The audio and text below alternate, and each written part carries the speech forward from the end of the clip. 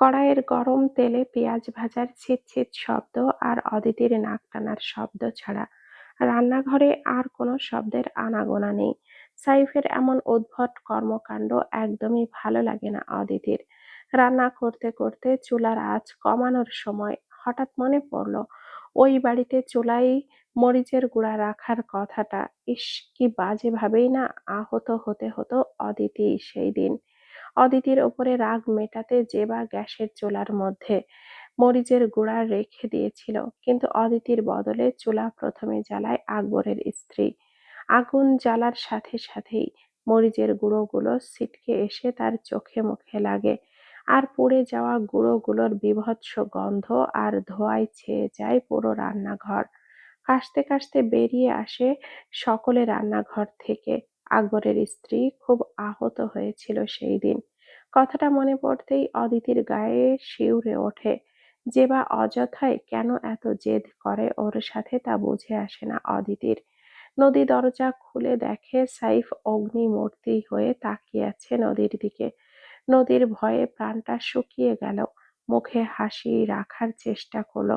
কি হয়েছে ভাইয়া? হঠাৎ এত ডাকছিলেন কেন? সাইফ গম্ভীর গলায় বলল, আগে তুই বল, দিনে দুপুরে দরজাটা বন্ধ করে রুমের মধ্যে কি করছিস? নদী আমতা আমতা করে বলল, আমি তো মানে। সাইফ কিছুটা তেতে উঠে বলল, কি মানে মানে করছিস? সকালেও দেখলাম অদিতি তোর খাবার ঘরে এনে দিয়ে গেল, আবার তোকে দরজার বাইরে থেকে ডাকলেও দরজা খুলছিস না। সমস্যাটা কি তোর? নদীর মাথা নিচু করে ফেলল। সাইফ পুনরায় বলল, ও বাড়িতে দণ্ড বসার সময়ও পায়নি মেয়েটা। একা হাতে কাজ করছে।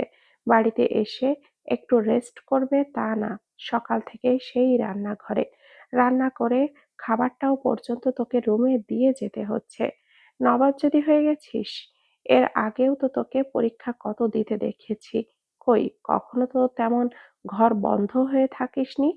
তোকে তো খাবারটাও ঘরে দিয়ে যেতে হয়নি। এখন কি অদিতিকে হিংসা করা শুরু করেছিস নাকি তুই নদী? নদী মাথা তুলে ছলছল চোখে বলল, কি বলছেন এসব? আমি ভাবিকে কেন হিংসা করব? আমি তো। তোর আর কিচ্ছু বলা লাগবে না। যা বোঝার আমি বুঝে গেছি। অদিতি এই বাড়িতে থাকে বলে সবার সমস্যা। তোর সমস্যা, কাকার সমস্যা, কাকির সমস্যা, সকলের সমস্যা।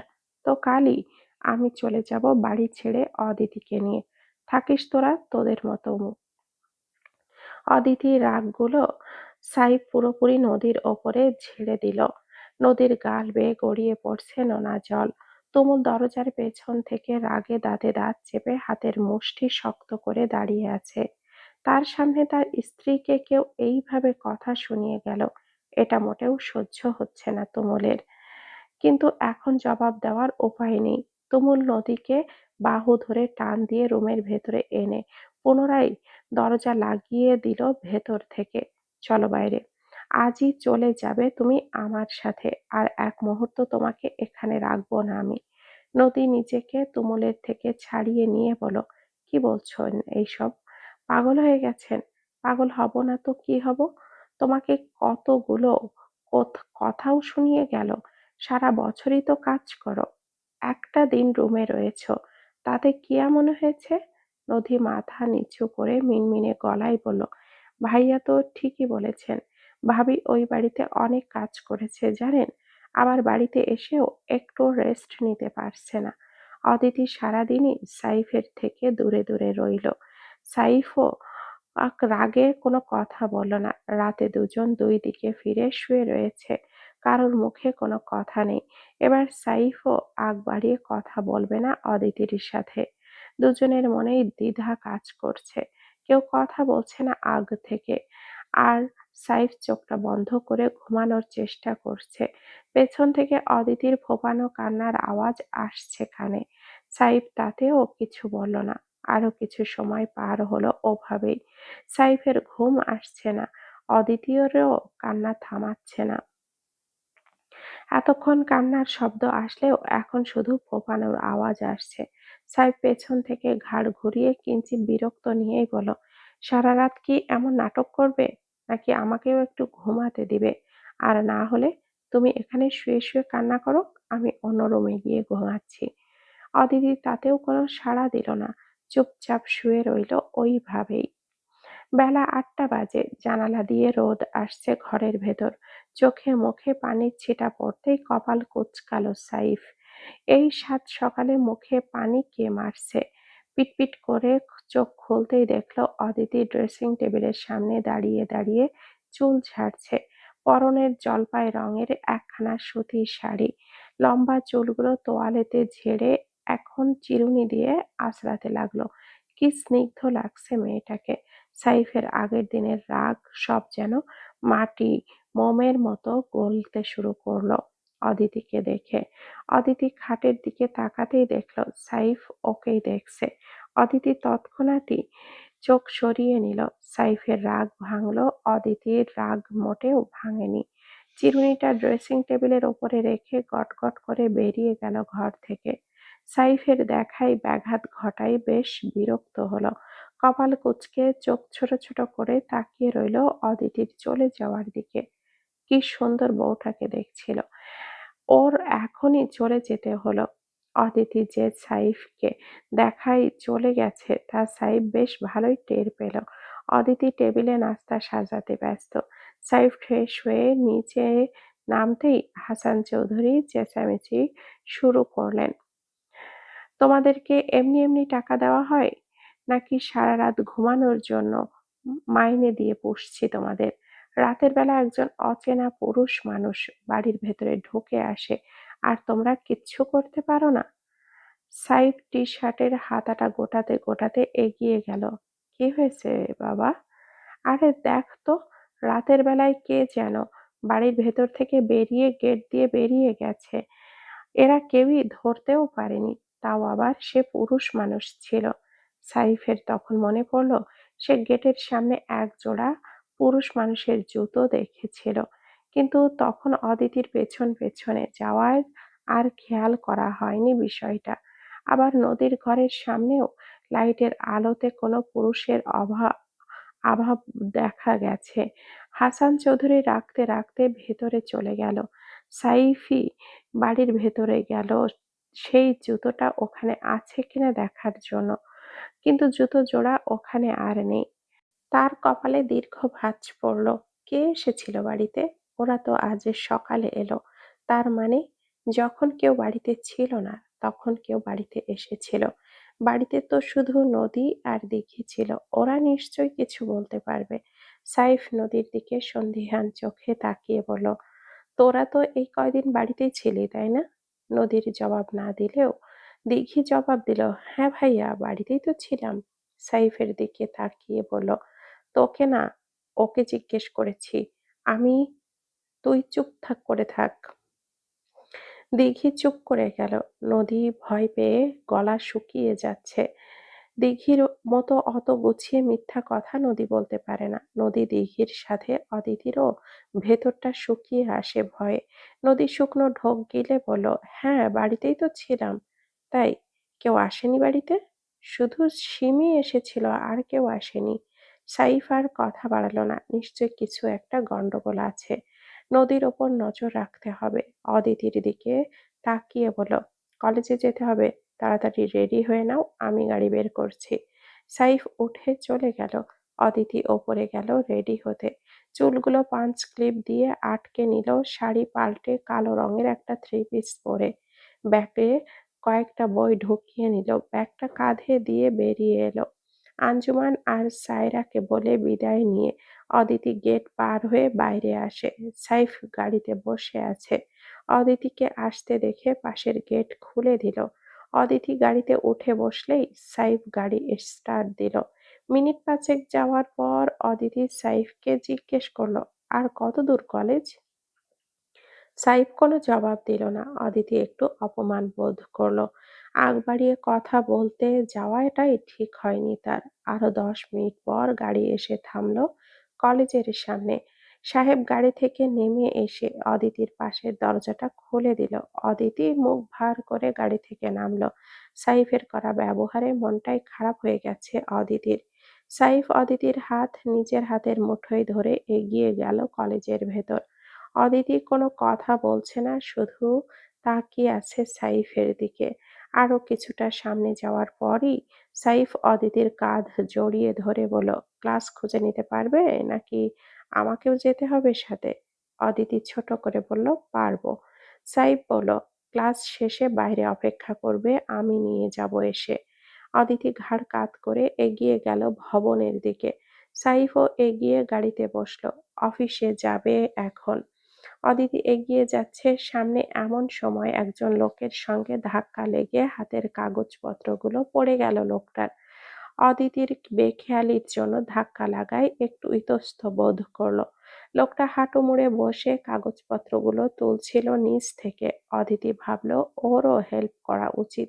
নিজেও লোকটার সাথে সাথে পেপারগুলো তুলে দিতে দিতে বলল, অনেক অনেক দুঃখিত, আমি একদমই খেয়াল করিনি।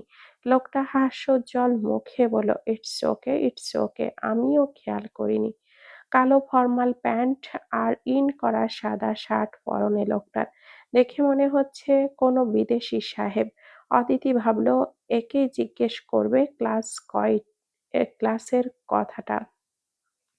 আমাকে একটু বলতে পারবেন ফার্স্ট ইয়ারের ক্লাস কোনটা? লোকটা কাগজগুলো ঝাড়তে ঝাড়তে বলল, সেকেন্ড ফ্লোর, রুম নাম্বার 102। আর কথা বাড়ালো না লোকটা, আবারও চলে গেল তার গন্তব্যের দিকে। অদিতি ক্লাসে গিয়ে দেখলো 25 থেকে 30 জন স্টুডেন্ট হবে। মেয়ের সংখ্যাই বেশি, সবাই অচেনা। কেমন অস্বস্তি হচ্ছে ওর। প্রথম টেবিল পাশ করে পেছনে যেতে নিলেই সামনের টেবিলের মেয়েটা ডাকলো, হেই শোনো। অদিতি পেছনে ফিরে দেখলো মেয়েটা ওর দিকেই তাকিয়ে আছে। আমাকে বলছেন? মেয়েটা হাস্যোজ্জ্বল মুখে ওপর নিচ মাথা নাড়ালো। অদিতি এগিয়ে গেল মেয়েটার কাছে। মেয়েটা অদিতির দিকে আঙ্গুল তুলে বলল, আজ প্রথম? অদিতি হ্যাঁ সূচক মাথা নাড়ালো। মেয়েটা হেসে নিজের হাত বাড়িয়ে দিয়ে বলল, আফিয়া তুমি? অদিতিও স্মিত হেসে হাত মেলালো। অদিতি, এখানেই বসো না। অদিতি আফিয়ার পাশেই বসলো। মেয়েটা বড্ড মিশুক। ক্লাসে প্রফেসর আসার আগ পর্যন্ত দুজনে গল্প করলো। বেশি কথা আফিয়াই বলেছে। ও 1 মাস ধরেই ক্লাস করছে। মোটামুটি সবাই ওর পরিচিত। কথা বলতে বলতে প্রফেসর চলে আসলো। সকলেই দাঁড়িয়ে পড়ল, গুড মর্নিং এভরিওয়ান। অদিতি দেখলো এটা সেই লোকটা যার সাথে বাইরে ধাক্কা খেয়েছিল। উনি তার মানে প্রফেসর। নিজের কাছেই ভীষণ লজ্জিত অদিতি। শেষে কিনা স্যারের সাথে ধাক্কা। হাতে টান পড়তে ধ্যান ভাঙল অদিতির। আফিয়া হাত ধরে টানছে। কি হলো, বসো। সবাই বসে পড়েছে। অদিতি একাই দাঁড়িয়ে ছিল। আফিয়ার কানে কানে বলল, উনি প্রফেসর? অদিতি দাঁত দিয়ে নখ খাটছে, শুধু ওপর নিচ মাথা নাড়ালো। অদিতির কানে কানে বলল, প্রফেসর সত্যেন্দ্রনাথ দত্ত। বলেই মুখে হাত দিয়ে ফ্যাস ফ্যাস করে হাসতে লাগলো। অদিতি কপাল কুঁচকে বলল, কি বলছেন এসব? কি ভালের আপনি আপনি করছো? আমরা তো ক্লাসমেট। ওনার নাম সরোয়ার আদিত্য। আমরা ফাজলামো করেই ওনাকে সত্যেন্দ্রনাথ দত্ত বলি। সরি। সামনের বেঞ্চে বসে দুজন কি এত ফুসুর ফুসুর করছো? আদিত্য স্যারের কথায় অদিতি এবং আফিয়া দুজনেই নড়ে চড়ে বসলো। স্যার রীতিমতো ক্লাস শুরু করলো। আফিয়া অদিতির কানে কানে আবার বলল, ক্রাশ স্যার এটা। অদিতি শুধু ঠোঁট টিপে হাসলো, কিছুই বলল না। একের পর এক কয়েকটা ক্লাস হলো। আফিয়া বেশ চঞ্চল, অদিতির মতো অত শান্ত না।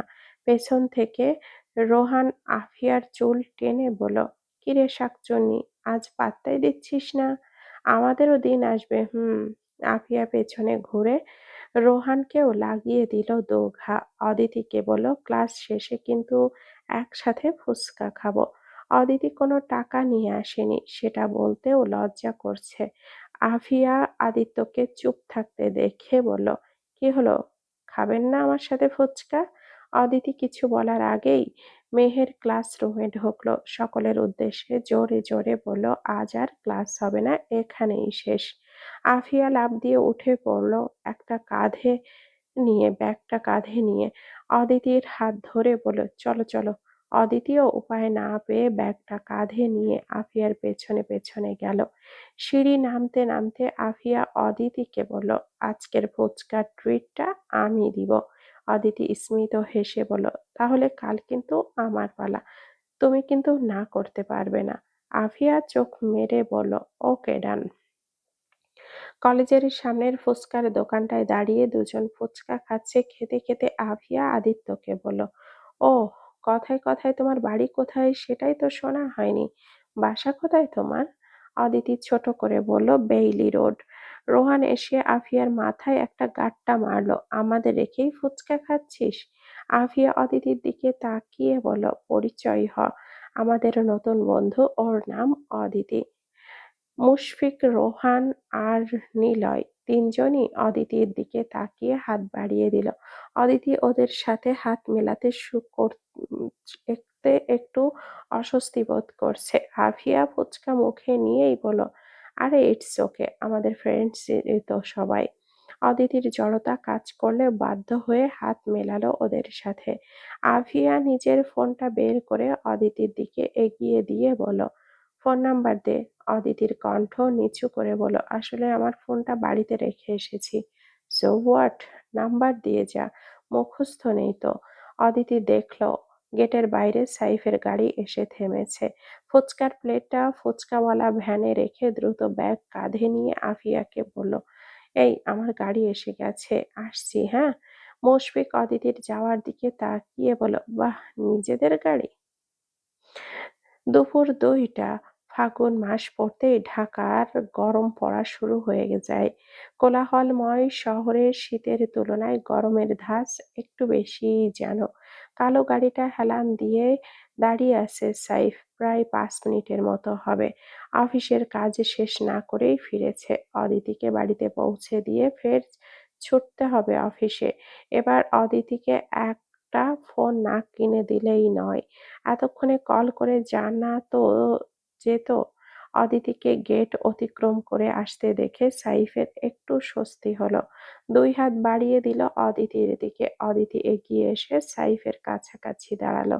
সাইফ অদিতির ব্যাগটা গাড়ির ভেতরে রেখে বলল, বেশিক্ষণ ওয়েট করতে হয়েছে?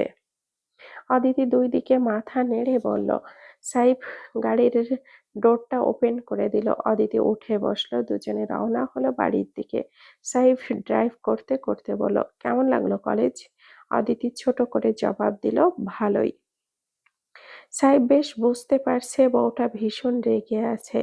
গাড়িটা বাড়ির সামনে থামিয়ে বলল, এখন সময় নেই বউজান, বাড়িতে এসেই আপনার অভিমানের বিষয়টা দেখব। আসছি, আল্লাহ হাফেজ। সাইফ গাড়ি ঘুরিয়ে চলে গেল। অদিতিও ভেতরে ঢুকছে গেট দিয়ে। বড্ড ক্লান্ত লাগছে তার। পেছন থেকেই কেউ একজন ডাকলো, ভাবি। অদিতি থামলো, কণ্ঠস্বর কিছুটা পরিচিত মনে হলেও ঠিকঠাক চিহ্নিত করতে পারল না। ডাকের উৎস খুঁজতেই চারিদিকে চোখ বুলায়। গেটের অপর প্রান্তে বাইক নিয়ে দাঁড়ানো ছেলেটা হাত উঁচু করলো। অদিতি বুঝলো এই ডেকেছে। হেলমেটটা উন্মুক্ত করতেই অদিতির কাছে সবটা স্পষ্ট হলো। এটা তুমুল। অদিতি বাড়ির দিকে একবার দেখলো, তারপর দারোয়ানকে বলল, চাচা আপনি একটু চা পানি খেয়ে আসুন, অনেকক্ষণ হলো বসে আছেন। দারোয়ান অদিতির কথায় খুব খুশি হলো। গেট পেরিয়ে বেরিয়ে গেল বাইরের দোকানটায় যাওয়ার জন্য। অদিতির সতর্ক পায়ে এগিয়ে গেল তুমুলের দিকে। অদিতি কাছাকাছি আসতেই তুমুল সালাম দিল, আসসালামু আলাইকুম ভাবি। ওয়ালাইকুম আসসালাম, আপনি এখানে কি করছেন, তাও এই সময়? তুমুল বিনিময়ের সাথে বলো, নদীকে ফোনে পাচ্ছি না ভাবি। বাইকে ঝোলানো ব্যাগটা অদিতির হাতে দিয়ে বলো, এটা একটু নদীকে দিয়ে দিবেন প্লিজ, ওর জন্য কিনেছি, প্লিজ ভাবি, না করবেন না। তুমুলের রিকোয়েস্ট ফেলতে না পেরে অদিতি ব্যাগটা নিয়ে নিল। ঠিক আছে, নিলাম, আপনি এখন যান প্লিজ। তুমুল আর দেরি করলো না, বাইক নিয়ে চলে গেল দ্রুত করে। অদিতিও শপিং ব্যাগটা নিজের